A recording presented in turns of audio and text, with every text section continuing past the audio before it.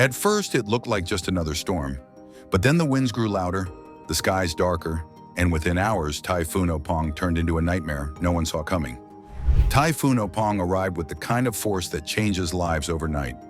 At first, it was just another weather update, another storm forming over the sea.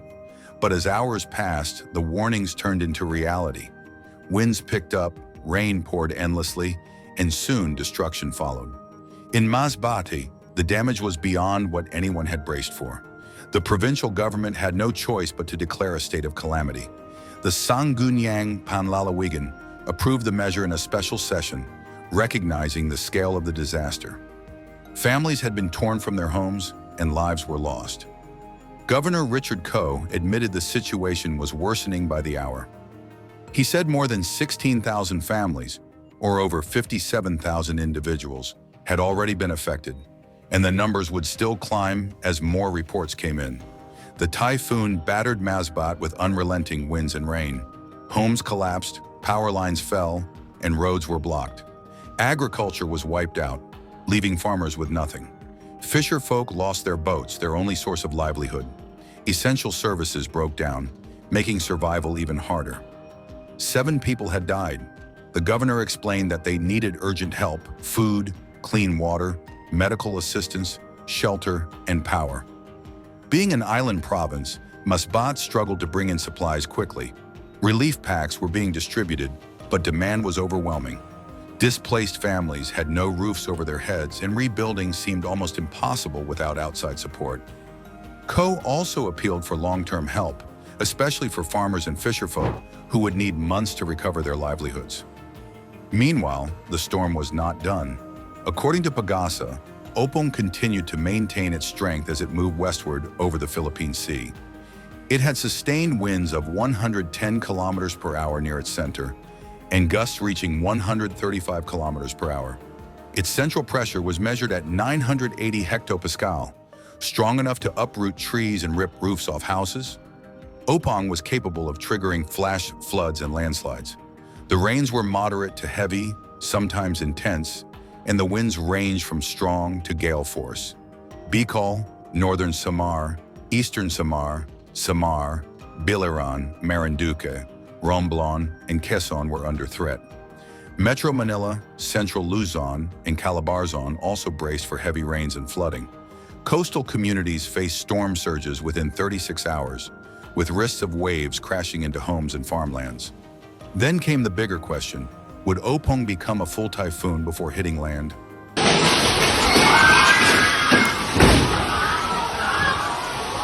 Holy shit.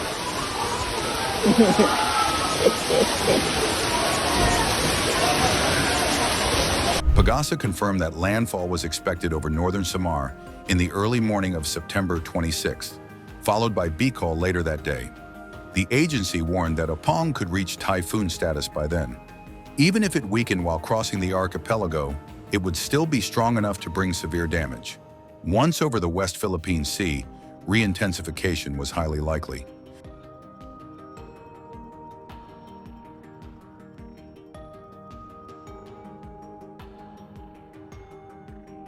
Disaster officials urged residents to evacuate if needed and follow instructions from local leaders. For people living in high-risk areas, leaving home was no longer a choice. It was survival.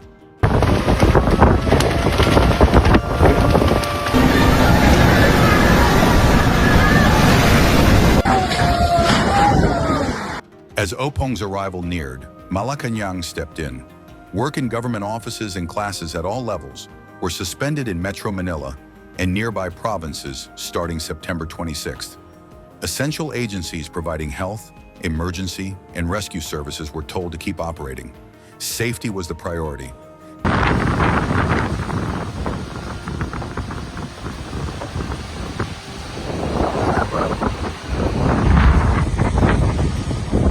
Class suspensions stretched across cities and provinces. In Manila, Marikina, Parañaque, Quezon City, Caloocan, Las Piñas, Muntinlupa, Mandaluyong, and Pateros, schools shut down. In Cavite, Batangas, Laguna, and Rizal, the same story unfolded, with towns like San Mateo, Tanay, Taytay, and Morong closing classrooms.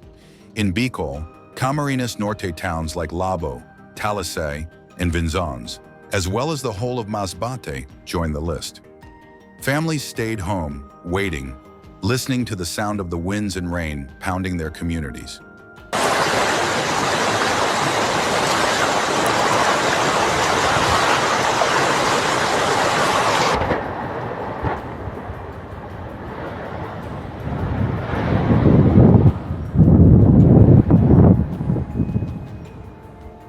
On September 27th, the storm shifted again.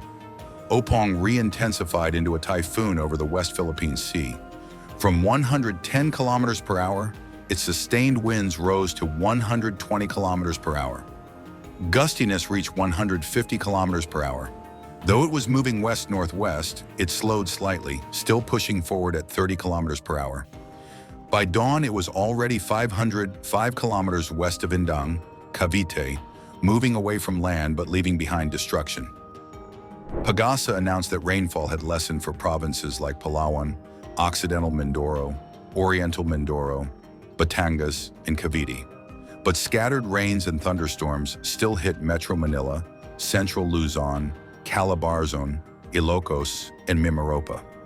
In western Visayas, Negros Island, and Zamboanga Peninsula, the rains continued because of the southwest monsoon that Opong had enhanced. The threat of floods and landslides lingered.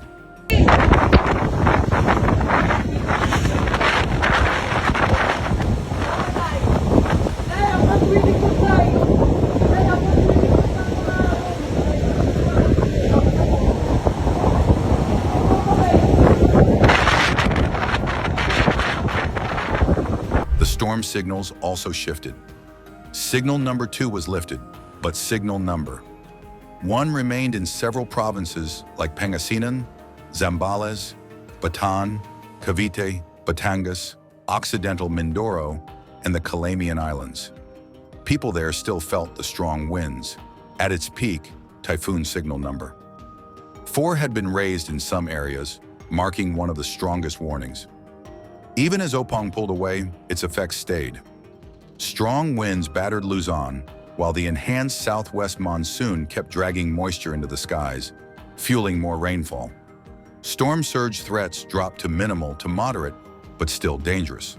Pagasa warned of surges 1 to 2 meters high along coasts in Zambales, Bataan, Cavite, Batangas, Occidental Mindoro, and Palawan. For coastal families already reeling from the storm, this was one more danger to guard against. For the people of Masbate and other hard-hit provinces, Opong will not be remembered as just another typhoon. It was a storm that took lives, destroyed homes, and stripped livelihoods in a matter of hours. Recovery will take time, and the call for help remains urgent.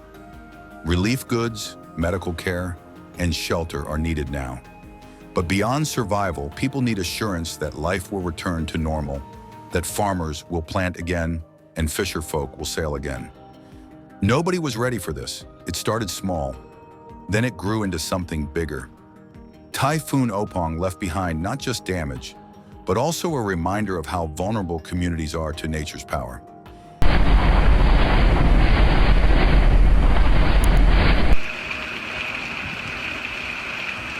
As it exited the Philippine area of responsibility on September 27th, it carried away its rains and winds, but its impact stayed. In the silence after the storm, families looked at the ruins of their homes, farmers at their destroyed fields, and children at their flooded schools. Life was changed. The storm had passed, but its story had only just begun, the story of survival, rebuilding, and hope.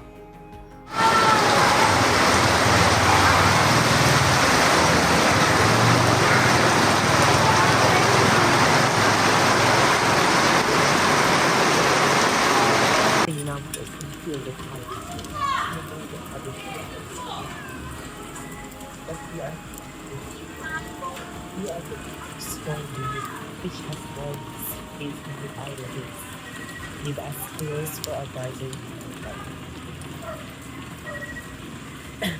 Yes, but Please note that some footage in this video is for illustrative purposes and may not depict the exact events described. Thank you for watching and stay safe.